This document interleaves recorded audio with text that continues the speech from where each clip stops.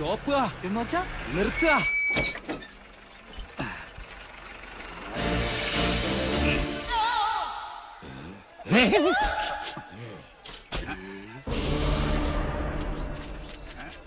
ആരാ? ഓ, ആശാരിമാരാണല്ലേ. ഇതിനു മുമ്പ് ഈ അങ്ങാടി കണ്ടിട്ടില്ലല്ലോ. ഇപ്പൊ കണ്ടില്ലേ? അത് മതി. താടിയ കുപിതനാണല്ലേ? അല്ല, യു രഘൂത്തമൻ. പണി അന്വേഷിച്ചു വന്നതായിരിക്കും. താൻ ഞങ്ങൾക്ക് പണി തരണ്ട. ചെമ്പറയിൽ എന്റെ ഗുരുനാഥനുണ്ട്. അവിടേക്കുള്ള വഴി പറഞ്ഞു തരൂ. ചോരകണ്ണ മര്യാദ കെട്ടവരെ, നിനക്ക് വിഷഹാരി അറിയില്ല. വിഷ ഊതി കയറ്റാനും ഊതി ഇറക്കാനും ഒരു നിമിഷം വേണ്ടിരിക്കെ. വിഷരാജനാ ഞാൻ. നിലവിളിച്ച് മരിക്കാതിരിക്കുക. ഞാൻ വെറുതെ പറഞ്ഞതാ. ഒരു വിഷഹാരി. തനിക്ക് വിഷ ഊതി ഇറക്കാനേ അറിയാവൂ, തുപ്പാൻ അറിയില്ല. അച്ചോ, ആശാനെ കടിക്കാത്ത പാമ്പ് ഏതൊക്കെ? ചത്ത പാമ്പും കടിക്കില്ല, ഫോട്ടോയിൽ കാണുന്നതും കടിക്കില്ല. പാമ്പല്ല, മീന. ആശാനെ കടൽപ്പാമ്പിനെയും കരപ്പാമ്പിനെയും കണ്ട എങ്ങനെ തിരിച്ചറിയാം? പാമ്പിനെ പിടിച്ച് വെറുതെ നക്കി നോക്കുക.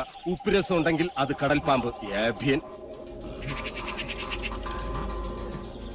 ഇത് കാടോ അതോ വീടോ? രണ്ടായാലും നല്ല തടിക്കോളുണ്ട്. ഇതോടെ നമ്മുടെ അരിഷ്ടതകളൊക്കെ അങ്ങോട്ട് നീങ്ങാൻ പോവാ. നമ്മുടെ അല്ല, നിന്റെ. പട്ടാഴി നമ്പൂതിരി പണിക്ക് വിളിച്ചത് നിന്നെ അല്ല, ഇന്നെയാ. പോഴൻ. ഇനി മേലാൽ മൂക്കിലിരുന്ന് മൂടിയാൽ ചിന്തേരിട്ട് കളയും ഞാൻ. എന്തോ ആരോ വിളിച്ചു എന്ന് തോന്നുന്നു. വരിക.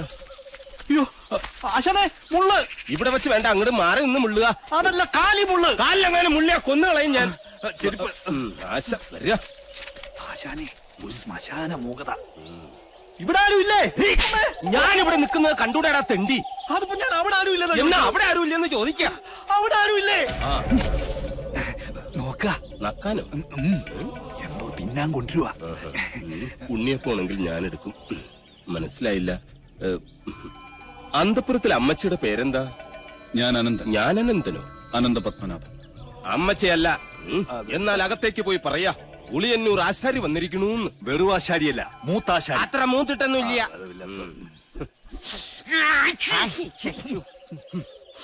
നല്ല അരളി പൂത്ത മണം. അരളിപൂത്ത മണമല്ല, പിന്നെ അവിടെ ആണലി പെറ്റെടുത്ത മണോ. എന്താ കാണണം? അയ്യോ പാമ്പ്, നീ അങ്ങോട്ടോട്, ഞാൻ എങ്ങോട്ടെങ്കിലും ഓടാം.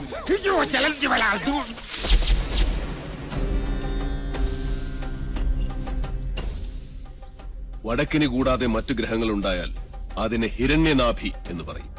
ഇത്തരം ഭവനങ്ങളിൽ പാർത്താൽ സർവൈശ്വര്യങ്ങളും ധനപുഷ്ടിയുമാണ് ഫലം.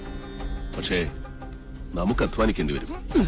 പാമ്പ് വേലാതിന്റെ വീട്ടിലേക്കാണ് പണിക്ക് വിളിച്ചതെന്ന് അറിയില്ലായിരുന്നു. അമ്മായിയമ്മ പെറ്റ് കിടക്കുന്ന പോലെയല്ല ആണല്ലേ പെറ്റ് കിടക്കുന്ന കാര്യം പറയുന്നേ. സ്വാമി, ഉളിയന്നൂർ തച്ചൻ എന്ന് പറയും. ഉളിയന്നൂർ തച്ചൻ ഉളി പിടിക്കുമ്പോൾ കൈവിറയ്ക്കോ? ഇല്ല, ഉളി വിറയ്ക്കും. ആരോടാണോ നിന്റെ തമാശ? അതെ,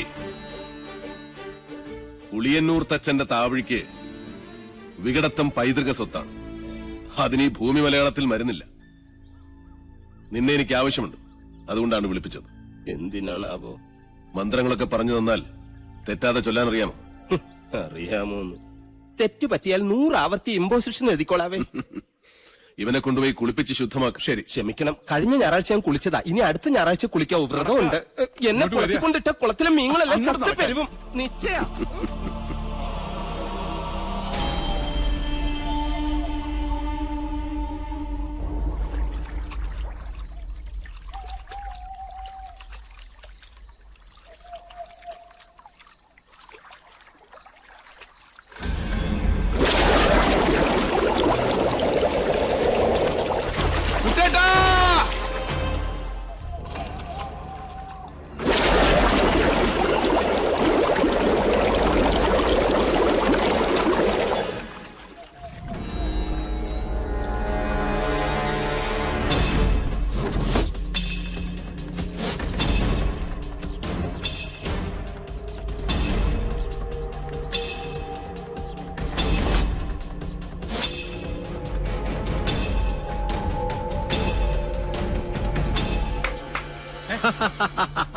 അറിയോ ദ്രോണരുടെ കയ്യിൽ ഇതിലും വലിയ ദിവ്യായുധങ്ങളുള്ള കാര്യം? മുമ്പ് ചതിച്ച പോലെ ഇതെന്നെ ചതിക്കില്ലടാ. ഏട്ടാ, ജ്ഞാനികളെ ഉണ്ട കൊണ്ടല്ല ബുദ്ധി കൊണ്ട് വേണം കൊല്ലാൻ. ഏട്ടൻ ഇപ്പൊ തൊഴുത്തിലേക്കില്ലേ? ഏട്ടനെ കാണാൻ വല്ലപ്പുഴയിലെ പോത്തോട്ടക്കാരനില്ലേ കെല്ലാ മുഹമ്മദ്, പുള്ളി വന്നിരിക്കുന്നു. ചെല്ല്. ദ്രോണരുടെ നേർക്ക് ജയേട്ടൻ ഉന്നം പിടിച്ചു നിന്നാലും ഈ തോക്ക് പൊട്ടില്ല. അല്ലേ ഗിരിശേട്ടാ? അതെന്താ? നെല്ലൂർ മന ഭദ്രമായിരിക്കേണ്ടത് സാവിത്രിയുടെ ആവശ്യമല്ലേ? സാവിത്രിയുടെ മാത്രം. സാവിത്രി.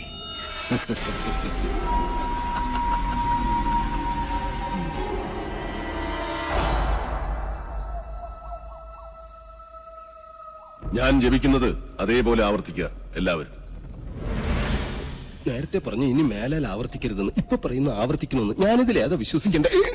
എന്റെ മണി. കുശവ, ആചാര്യം പറഞ്ഞ് അനുസരിച്ചാ മതി. ഓ,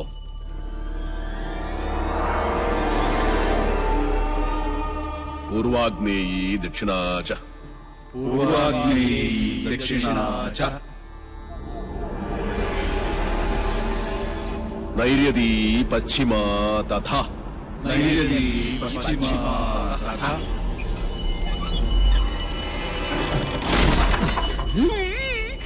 വായവീ ചോത്തരൈ ശാനി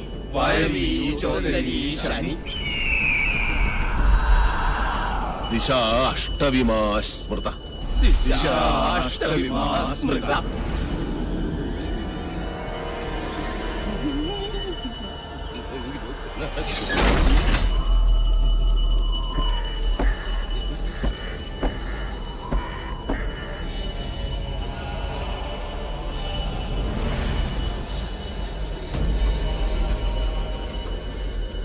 ആരും കണ്ണു തുറക്കരുത്. എന്ത് ശബ്ദം കേട്ടാലും ജപം നിർത്തരുത്. ചോര കണ്ടാൽ ഞെട്ടരുത്. ധീരരായ എന്റെ ശിഷ്യന്മാർ പോലും ഭയന്നിരിക്കുന്നു. ഇനി മതിയാക്ക നിന്റെ വായ്പാട്ടം. ആയുധപ്രയോഗം ബ്രാഹ്മണനെ വിധിച്ചിട്ടുള്ളതല്ല. എങ്കിലും ഞാനത് ചെയ്യും. അറുത്തെടുക്കും നിന്റെ നാവ് ഞാൻ. നീ മുടിയടിച്ചിട്ട് കൂളിയെപ്പോലെ കൂവി ആരെയും നീ പരിഹസിക്കില്ല. ഓം വിശ്വകർമ്മണ്യേ നമഃ. ഇനി നിന്റെ നാവ് ചലിക്കില്ല.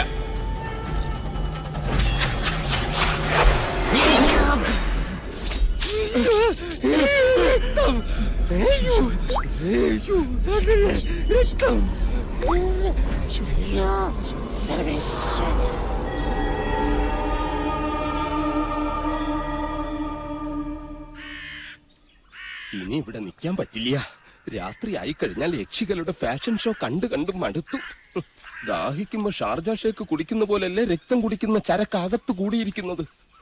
ഇനി ഞാൻ ഇവിടെ നിന്നാൽ എന്റെ ജീവിതം വവ്വാല് ചപ്പിയ മാങ്ങ. അവിടെ നിൽക്ക. തിരിഞ്ഞു നോക്കില്ല ഞാൻ. ഇതുവരെ ചെയ്ത പണിയുടെ കൂലി ഈ ഓട്ട് കിണ്ടി കൊണ്ട് അഡ്ജസ്റ്റ് ചെയ്യാന്ന് വിചാരിച്ചു. മുതലായിട്ടല്ല. കൂലി തന്നില്ലെങ്കിൽ തച്ചന്റെ ശാപം നിങ്ങളുടെ തലയിരിക്കും. എന്നാൽ വരട്ടെ. നീ പോവില്ല രൗത്തമ. ഗുരുവിന്റെ സമ്മതമില്ലാതെ നീ മനയുടെ അതിർത്തി കടക്കില്ല. കടന്നാൽ നിന്റെ രണ്ടു കാലും തളർവാദം വന്ന് ശോഷിച്ച് ഈർക്കിൽ പോലാകും. ശിഷ്ടകാലം ഭൂമിയിൽ പാമ്പിനെ പോലെ ഇഴഞ്ഞു നടക്കും. നീ ഓർത്തു നിൽക്കുക. അതിനോട് ആരാ പോന്നെ? അളയാ നിൽക്ക. ഞാൻ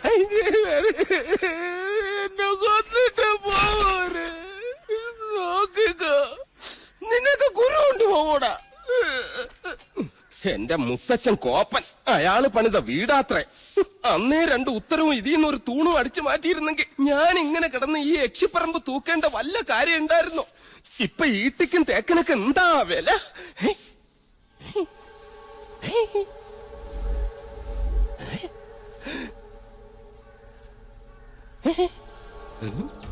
എന്തോ കിലുങ്ങുന്നുണ്ട്. ഇങ്ങനെ നിൽക്കുന്നോണ്ടായിരിക്കും. ഇരിക്ക. യമനെ കൊന്നിയാമ്പ കൊമ്മിട്ടിരിക്കുന്ന പാർട്ടിയായ യക്ഷിപ്പറമ്പെന്ന് പറഞ്ഞത് പിടിച്ചില്ലായിരിക്കും. സാവിത്രി അമ്മേ, എന്നെ കൊല്ലരുത്. ഞാൻ സാവിത്രിയല്ല, തുളസിയാ. അതിനിടയ്ക്ക് പേരും മാറ്റിയോ? മാധവേട്ടനില്ലേ?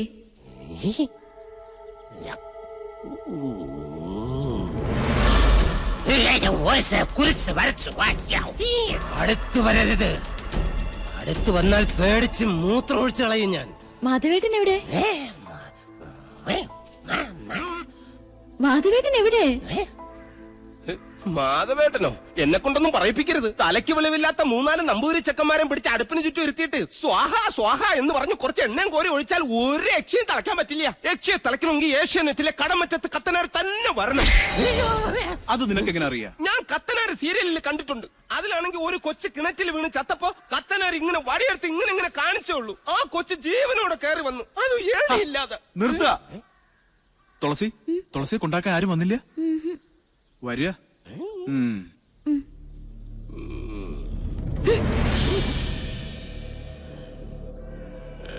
ഇവിടെ യക്ഷിയുടെ മറവിൽ സ്ത്രീകൾ വരുന്നു, ജപങ്ങൾ മുറയ്ക്ക് നടക്കുന്നു. അങ്ങനെ ചിന്തിക്കാൻ പോലും പാടില്ല. എനിക്ക് കിടന്നാൽ ഉറക്കം. രഘുത്തമ. എന്താ? ദേ എവിടെയുണ്ട്?